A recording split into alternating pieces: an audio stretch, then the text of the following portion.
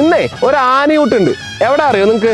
നമ്മുടെ ഇന്ത്യയിൽ തന്നെ ഏറ്റവും കൂടുതൽ ഭംഗിയുള്ള ഗ്രാമങ്ങളിലൊന്നായ നമ്മുടെ സ്വന്തം കൊല്ലങ്കോട്ടിലാണ്. അപ്പൊ കൊല്ലങ്കോട്ട് ആനയൂട്ട് കാര്യങ്ങളൊക്കെ ഒന്ന് കണ്ടിട്ട് വന്നാലോ? വരും.